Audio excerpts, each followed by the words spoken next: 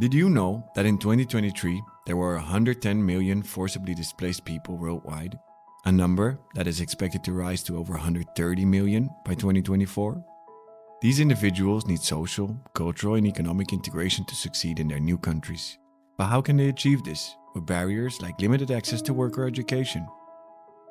Applying for asylum within the EU can take months, even years, and with current political shifts, this situation shows no signs of improving.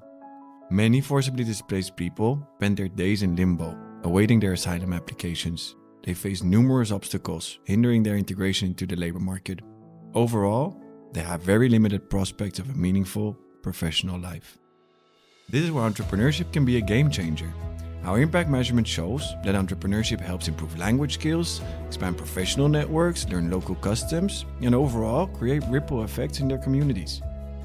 To learn more, please download the Forward Inc. 2023 Impact Report. Inspired to act, driven to impact.